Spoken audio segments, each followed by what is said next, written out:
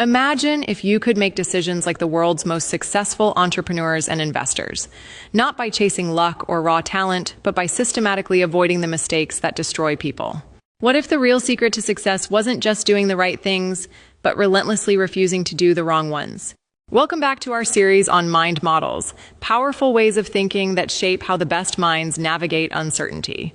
Last time, we explored second-order thinking, looking beyond immediate outcomes to understand how today's decisions ripple into the future. Today, we're taking that idea one step further with a model that sharpens judgment, reduces costly errors, and quietly compounds better decisions over time. It's called inversion thinking. Most people go through life asking one simple question: how do I succeed? They focus on goals, strategies, and winning. But success rarely comes from a single brilliant move. More often, it comes from refusing to make the mistakes that quietly ruin progress. Inversion thinking flips the problem. Instead of asking how to win, you ask a more powerful question: what could make me fail? Once you clearly see how things go wrong, you can design your choices to stay far away from those paths. You don't need to predict the perfect outcome, you just need to avoid obvious traps. Charlie Munger, one of the smartest investors of all time, explained this idea simply. He said all he wanted to know was where he was most likely to fail, so he could avoid it. That mindset guided decades of smart investing and sound business decisions. It wasn't pessimism. It was clarity. There's a deep psychological reason this works so well. Humans are wired to chase rewards and underestimate risks. We imagine success vividly, while small problems quietly grow in the background. Inversion thinking forces those risks into the open early, while we still have control. It exposes blind spots before they turn into irreversible damage. This way of thinking isn't new. Ancient philosophers practiced a form of inversion called negative visualization. They would imagine losing wealth, status, or comfort, not to scare themselves but to prepare. By mentally rehearsing failure, they reduced fear, strengthened resilience, and made better decisions under pressure. In business, companies rarely fail because they missed one genius move. They fail because they run out of cash, ignore customers, take on too much debt, hire the wrong people, or refuse to adapt. In investing, fortunes aren't destroyed by missing the next big win, but by leverage, overconfidence, emotional decisions, and refusing to cut losses. In life, long-term success is rarely blocked by a lack of ambition, but by burnout, broken relationships, poor health, and repeated bad habits. Inversion thinking helps you identify these landmines before you step on them. It doesn't make you flashy, it doesn't make you look clever, but it quietly protects you. It keeps you in the game long enough for effort, skill, and time to work in your favor. And that's the real power of inversion thinking. It's not about being extraordinary.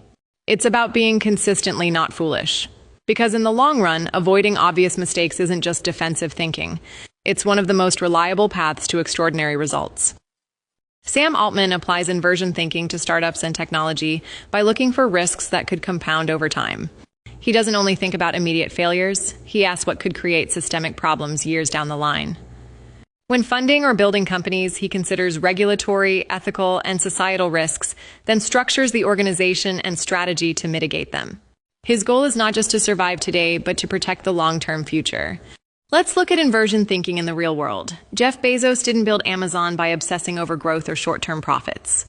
He kept asking a different question: what could destroy customer trust? Slow deliveries, poor service, or decisions that traded long-term loyalty for quick wins? In Amazon's early days, even one of those mistakes could have ended the company. So Bezos built the business to eliminate those risks from the start. He invested in fast, reliable delivery, made customer service non-negotiable, and launched initiatives like Amazon Prime, moves that seemed expensive at the time but quietly strengthened trust year after year. By avoiding the mistakes that kill companies, growth didn't need to be forced. It followed naturally. Steve Jobs had a simpler but no less powerful method. He constantly removed anything that could confuse or frustrate users. Every extra button, menu, or feature was a potential point of failure for the user experience. Simplicity wasn't just aesthetics, it was a shield against failure. By stripping away distractions, Jobs ensured that users could succeed intuitively with Apple products. The iPhone, iPad, and MacBook guided users toward success because every confusing element had been eliminated. Ray Dalio doesn't fixate on short-term gains, he focuses on permanent loss. He asks, what could destroy wealth for good? A market crash, inflation, or systemic risk? Once he identifies those threats, he builds resilient systems. Diversification means spreading investments across stocks, bonds, commodities, and currencies, and across different countries, so a downturn in one market doesn't wipe everything out.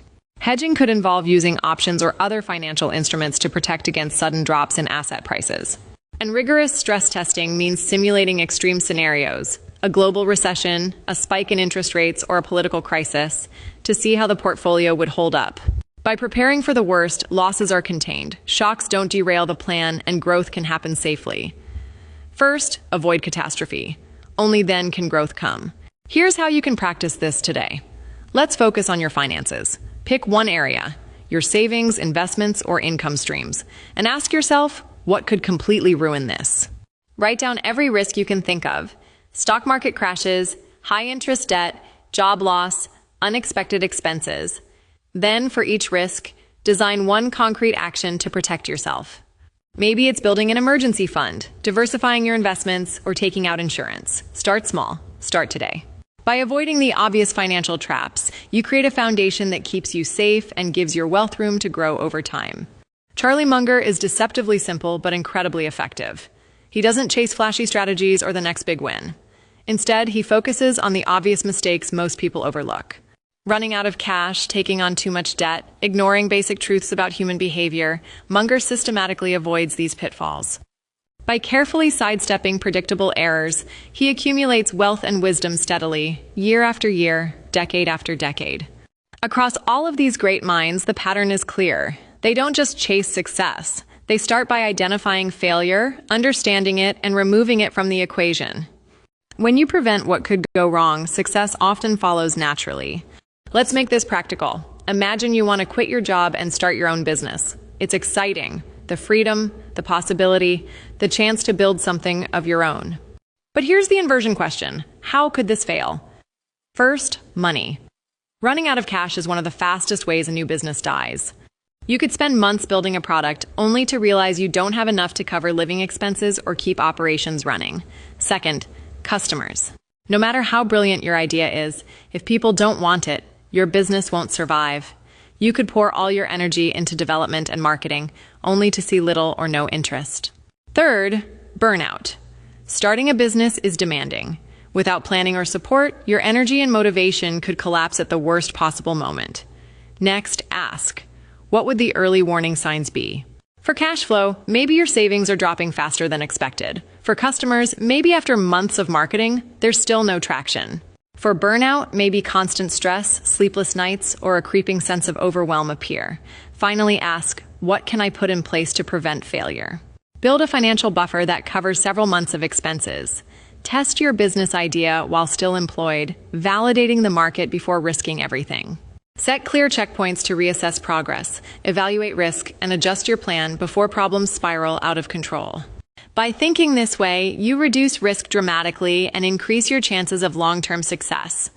You're thinking backwards from the worst-case scenario, and that clarity allows you to move forward with confidence. Second-order thinking helps you see long-term effects. Inversion thinking helps you avoid long-term disasters. Together, they form a complete framework. One expands your vision, the other protects your downside. Here's a simple habit you can start today. Before making any major decision, ask yourself 3 questions. First, how could this fail? Second, what would the early warning signs be? And third, what can I do to prevent it? Take a moment to write your answers down.